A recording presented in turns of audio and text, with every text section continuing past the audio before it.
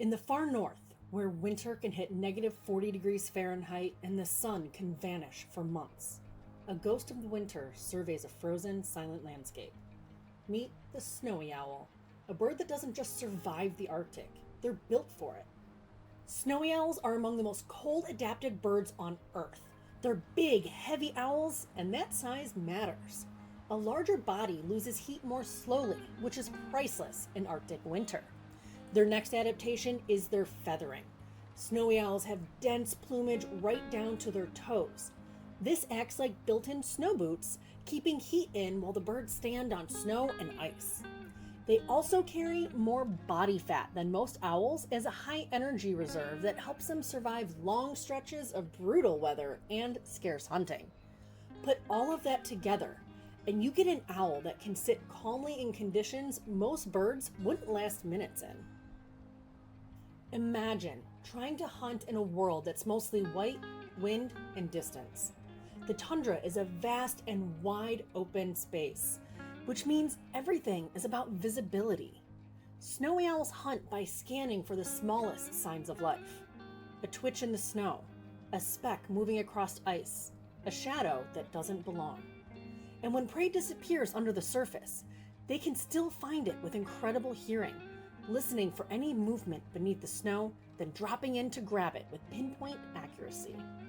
And unlike most owls, they don't have to wait for darkness. In Arctic summer, night barely exists, so the hunt doesn't wait.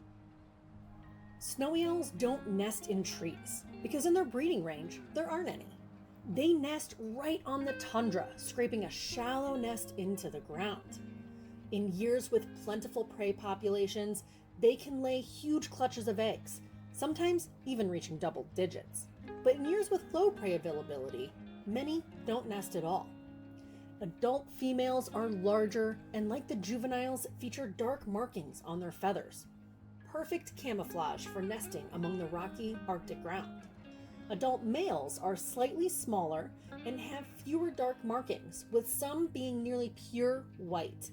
They are built for hunting efficiency and long patrols across open ground while delivering food back to the nest. And this nest is fiercely defended.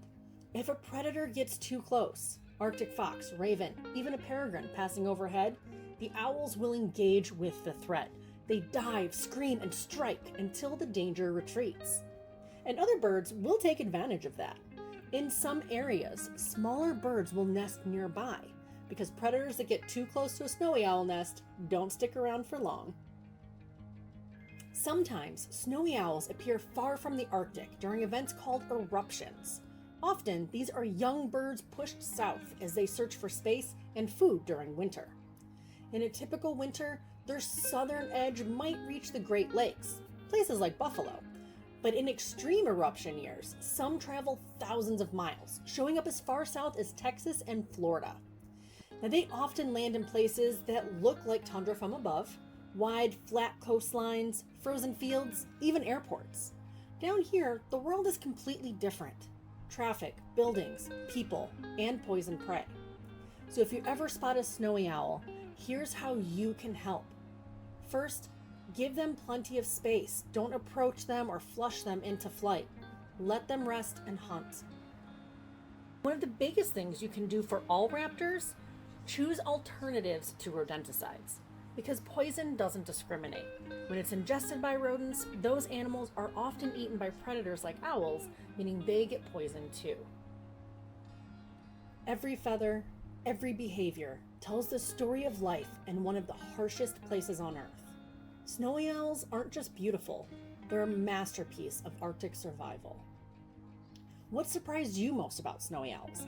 Tell us in the comments, and if you'd like to meet the snowy owls who help us to share this story, check the link in the description and subscribe for more wildlife stories like this.